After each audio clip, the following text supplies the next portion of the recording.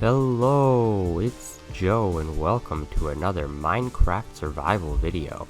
So as you've just seen, I've built this cactus, but there's something not quite right about it. Now, what might that be?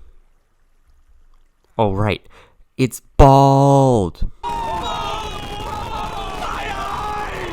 It has no spines! It looks so bad. It looks just like a super long melon. So, to fix that, I should put some spines on here. But the issue is that it's so thin that normal blocks are going to be too fat and look so very weird on this cactus. So, what am I going to do? What am I gonna do? Well, I'm going to use mob heads, and specifically the sand player head that I can trade from the wandering trader. But the issue is the wandering trader only trades 8 at a time. So what am I going to do? I'm going to do something crazy. So stick around to see how crazy I go just to put some spines on my cactus. Real quick before I start that, I wanted to head over here to show you that I finished sorting all my fishing loot. So I have tons of salmon, tons of cod, not that many tropical fish, but I got tons of pufferfish. And then the other things, surprisingly not that many of them. Like, less than, I got barely anything. I don't know what this is, I don't know why that's still there. Bowls, lily pads, string, rotten flesh, 27 sticks. But I do have a ton of non-stackable items, which I gotta figure out how to sort through. So as for the bartering thing, that was pretty much done last episode. But I did make some progress on the dirt farm. And this is it. So how it works is I turn this on, I place my block down, and then I till it before it gets pushed by the piston. Then I have a TNT duper which will activate every so often and blow up the dirt that gets pushed over here. I haven't really used it at all yet, so I hope it works and I don't destroy everything. So I'm here in the end once again, at the edge of the outer end islands with no gateway. And as you just saw, I have another bridge leading out into the void. Yes, I'm going to be doing another thing with the... Oh, my volume is a bit loud. Let me turn that down. So I'm going to be doing another thing with the end gateway generation. I've done one before, but this time I'm going to do it with a little twist. Geez, endstone takes so long to mine. Alright, so I've dug up that island and... Oh, uh-oh. Can I just knock you off? Yes. So now I'm going to be doing something a bit different than I did last time. Alright, there should be... Which button is it? This one. At Y40. So... Oh. He gets mad if I look at him through glass. But now I just do this over each 4 of these raised endstone blocks. There's so many endermen. I placed all my chests above these raised endstone blocks, and I brought in a second account.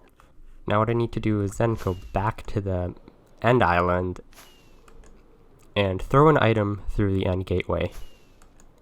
I need to have these chests loaded for a reason.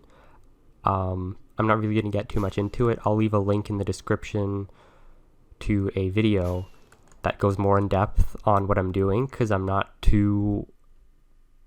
have too much of an understanding of what I am doing right now.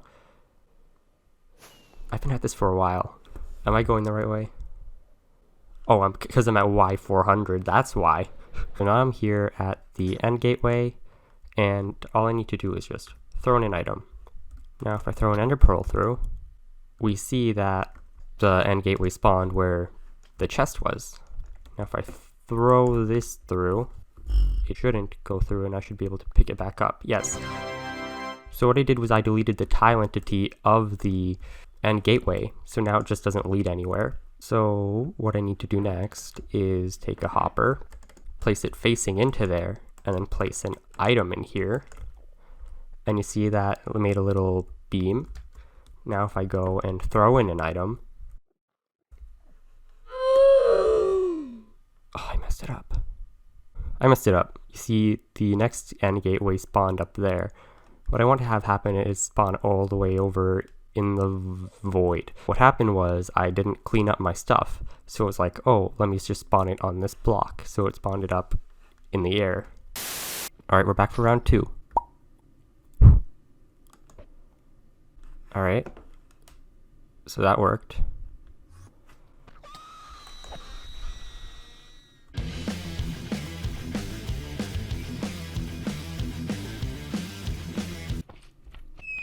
So now you may notice I left a little pillar in the middle of the void. That shouldn't matter because it won't check below Y level 30 if there's blocks. So I was lucky with this portal spawn, and around the location where it was supposed to spawn, there was no terrain at all. So I just had like complete void. So I can spawn it further out with minimal block removal. So the goal here is to get that one end gateway out of render distance of this other gateway. So having it further out will be beneficial. Alright, so now we can try again. I take a hopper, place it facing into there, place an item in the hopper that will create the beam, so that's like, oh, it created a tile entity here. Now I throw in an item, and then now I ender pearl into it. And it worked. Wonderful, that's great. Now the deal with these end gateways is, if I go through them, they link to each other. Oh, and I just lost my hopper. I'm going to be building a, I guess, contraption by, I don't know who it's by. I'll leave a link to the video in the description. But I'm building a contraption by someone that will basically allow me to have infinite villager and wandering trader trades. So now you may have noticed that neither of the portals link back to this one. So I'm gonna have to fly back here every time I come here. So let me get a design for the build, and I'll come back when I guess I finish building it. Okay, so I'm in a creative copy of my world, and I built the trading room. What sucks about it is I built this little center section backwards, and I realized way too late, like after I built up the entire thing. Bruh. But other than that, it should be all good. Like, I didn't put in all the little redstone mechanisms to pull out the villagers and re-enter them in here, but most of the redstone is in place, or like the basics, so I could just copy what I have over. So here I'm doing something that I might do more often in my builds. I put soul soil on the ground so I can walk very nice and fast with my soul speed. So I've only got this part built up. I don't have the other side built up. It's still just the portal. Another issue with this thing is I used so many stripped warped stems, and right now I don't have a very good way of obtaining them, so I need to go figure out what to do about that. I've been looking for a farm for ages, and I could not find one that was simple. I did end up finding a design that's on the simpler side, so let's hop over to a time lapse of me building it, and I'll see you when I'm done with it.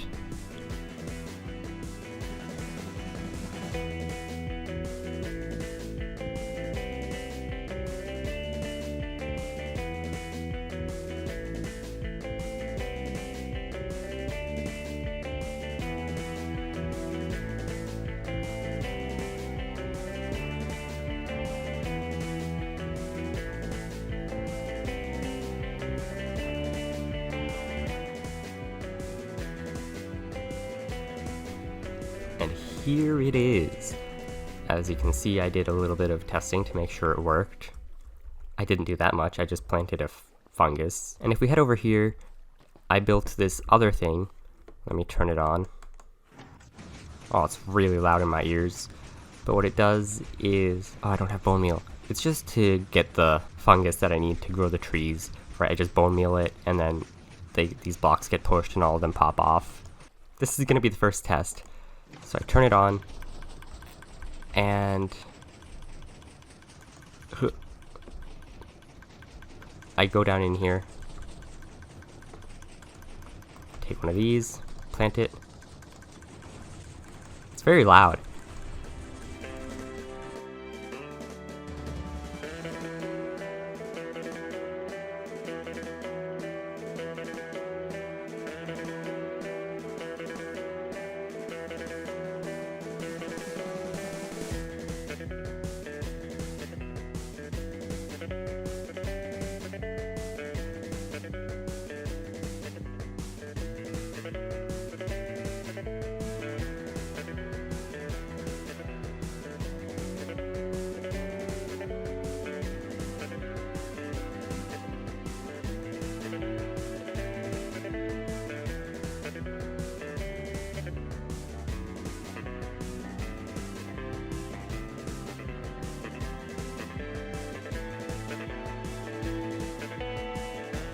Okay, so I finished, or well, I built up the trading hall.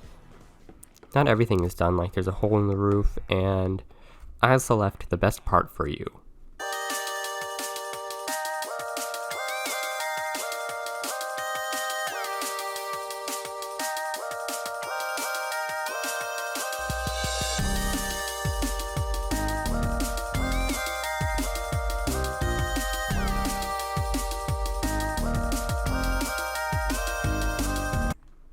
And that should be it. Oh, it looks so much better now. So I did transport most of my villagers. I have one more left. Then I also realized I accidentally left this slot open. So I don't know who I'm going to put in here. Probably a Fletcher. And the next thing is, you see I have a little zombie up here? Bob. I fully decked him out. Should have probably put him in netherite armor. That would have been cooler. But yeah, he's going to be the one. He's going to be the lucky guy who turns my villagers into zombies. See, he's very happy about that.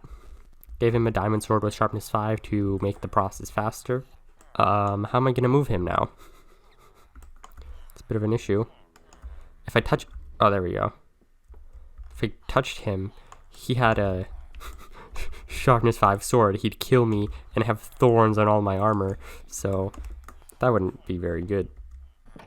Also, look at my socks. They're not doing very well with this soul soil, but they're lasting. All right, Bob. We'll send you to the zombification chamber. Well, I didn't build it yet, but he should be over here. Yes. Right, yeah, I got this guy with protection 4. I was sitting here for over an hour trying to get a villager who had protection 4 on him. It took so long, I was starting to think that you couldn't get protection 4, but the wiki was like, oh, you can get any enchanted book from a villager, except for soul speed. So it was like, okay. And I finally got it. So what I have up here is a bubble elevator. Oh, there you go. The villager comes up the bubble elevator in the minecart. The minecart and him get pushed through the portal. And then on another side, they're here. Sometimes the villager isn't in the minecart, sometimes he is. And sometimes they somehow land on the rail and just go off on their own. This is the portal to the stronghold, where the villager then goes into this minecart over here. And then I just pop him up. And then just push him into the hole. Like that. Then there's an activator rail down here that takes the minecart off. So he pops out of the minecart so he can go through the portal. Then it just like encase him here and then get him in a minecart. Every time you come through the end portal, it just destroys everything that's inside of this area. So don't want to lose my stuff. Then I have a track or a rail going all the way over here to the gateway. Oh, I missed it. Oh, great. Now I have to go all the way down. Then he goes here. He has a portal cooldown, so you have to wait for that. But eventually he'll go through. Right now he's through. We go through too. We can push him down here. Change it from zombify to return trader. Now I'll show you the redstone.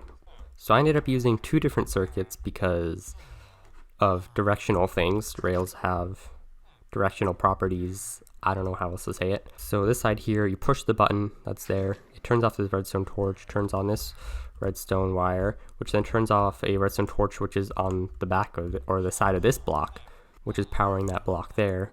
That redstone powers this block, and the piston which retracts this, which allows the villager to fall down. Now up here I have a piston that pulls down the stone block so that this rail will open, right? So when the stone block is down, this thing is opened. And then when the minecart comes through here, it opens the trapdoor and then closes it, which then locks this place. So here's the whole thing for your reference. over here is a bit different. Rather than using a redstone torch over here, I'm just using a piston with an observer on the end so that this piston will drop the block when I push the button. And I think my librarian is going in this hole, so push the button to open it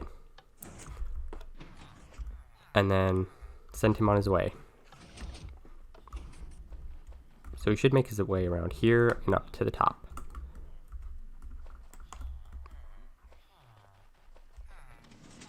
There he is. Oh, hello there. Now as for the switcher, it's not that crazy. I just have a hopper here going into a computer that's in subtract mode so that when I turn to page 2, it only put one dust output, which then powers this. That would have been for the wandering traders. I don't know if I'm going to keep them because right now I just want that one wandering trader to get my sand heads. And then any page after that would go to here, power this one, so that anyone I send would go into the, the zombification chamber. What pushing the button does just disables this redstone torch and retracts these pistons. Right, so the guy just falls down here and comes this way. I'm not going to build the zombification chamber now. I'll probably do it in the next episode or before the next episode. Now it's time to test the villagers. So I realized I didn't bring any items to trade with them, but luckily I had a bunch of iron blocks in a shulker box, so I'll probably trade with my armorer. So he'll go around. Sounds like he took some damage. I gotta figure out where that's happening.